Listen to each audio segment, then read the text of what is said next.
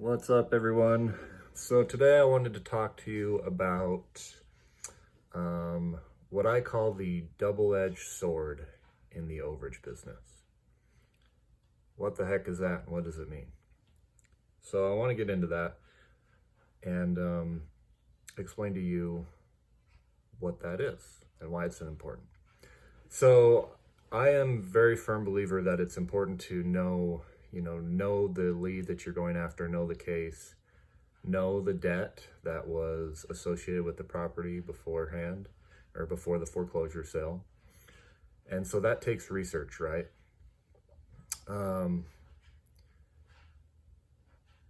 Here's the double-edged sword with research. I'll try to make a couple points here. So the question often becomes, do you do the research before you contact the lead or after you contact the lead? Because obviously if you do the research beforehand, you can filter down your list so that you know you're only working good leads. So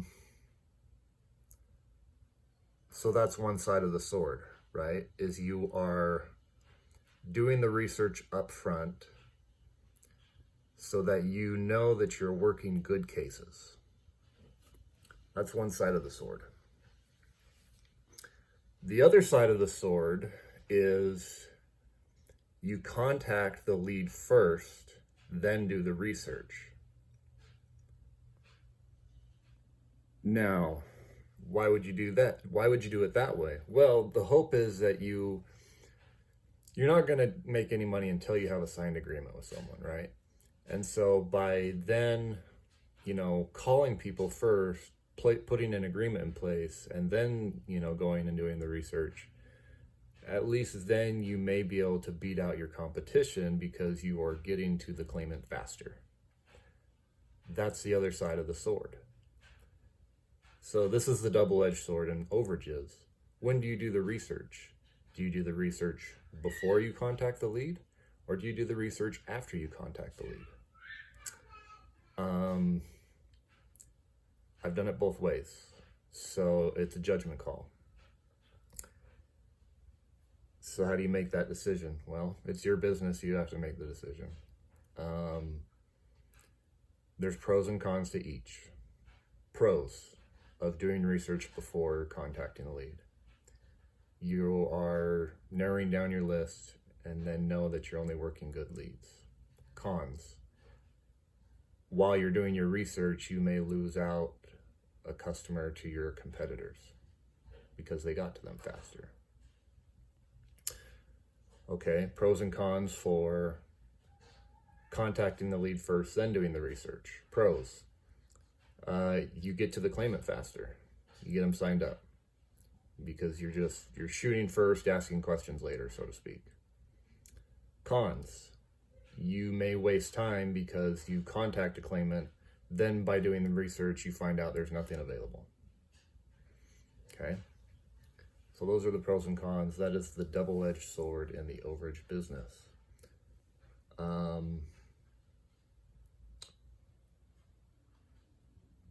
At the end of the day, it's a judgment call you have to make. Which way are you going to do it? Try it both ways. See what you like better. And really, it really does depend too on how good is your access to information. Are you able to pull up, records on the real estate property quickly and efficiently and economically? If so, then maybe consider doing the research first.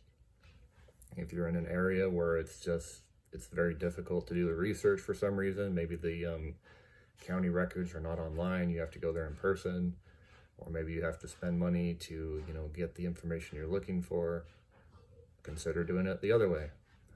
I don't know. There's no right or wrong answer. You just have to make a judgment call, okay? With that being said, I'm trying to think if I should go over that. Kind of a little more advanced. Maybe this is going too deep in the weeds, but One thing I will say is, and this just comes with experience, this just comes from doing it and learning from people that have done it. I've been able to get deals that others have passed up. What do I mean by that? Well, you can't see my screen. I mean, maybe you can, but this red one over here, this was a lead I was working on. It didn't come through, but the overage was over 100,000. But over here in my notes section, you'll note it. You can't see it, but in the notes, basically, I have written down that there was a second mortgage on this property for over $142,000. Okay. Now the overage was only 113,000, second mortgage for 142. Okay, it's a dead lead, right? Not necessarily. And you're like, what do you mean? Well, I went a little deeper on this and figured out that that second mortgage, the company that had that second mortgage, went out of business during the crash. So this is a good lead for me, because what's the likelihood that, a company that's out of business knows about the overage and that they're going to go claim it? That's a little more advanced stuff, so don't worry about that right now. But I figured I'd mention it because sometimes you can pick up leads that others will pass over because they don't know what they don't know. And that, again, that just comes with experience, comes with working with someone that's been in the business, that's done the business, because these little tweaks, that's a very small thing, right? On paper, on the face of this claim, it doesn't look like a deal because there's a second mortgage for more than the overage amount. But if you dig a little deeper, sometimes there is a deal there. There are also ways to figure out, to turn what looks like something that's not a deal into an actual deal. But I'm not going to go into that right now. That's more advanced level stuff, okay? That's not what, I don't want to confuse people. But again, the double-edged sword of overages. Do you research first, then contact the claimant? Or do you contact the claimant and research after? Try it both ways. See what happens. Make that call and just go out and execute and experiment. See how it goes. That's how you learn. Is you go out, learn something, implement. Learn, implement, learn, implement, learn, implement. Like that is the formula, guys. Like that's how I got started. Is I learned about it, and then I went and implemented.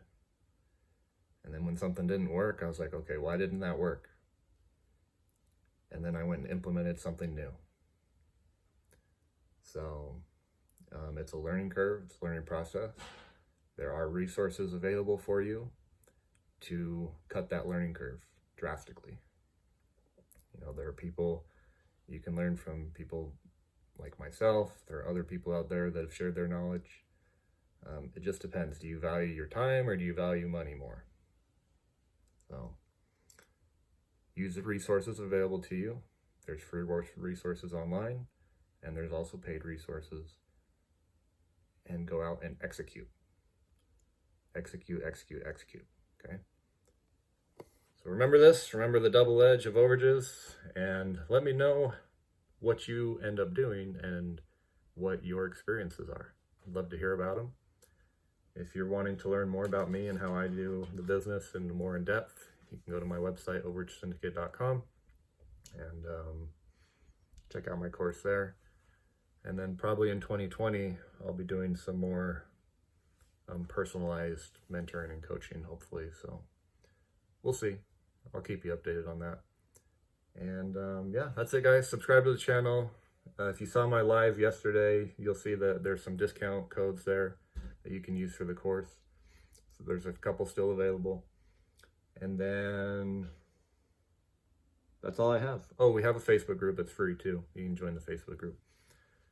That's also a good resource for you to learn and to execute the business, okay? So check that out, subscribe to the channel, and check out my website, overagesyndicate.com. All right, guys. See ya.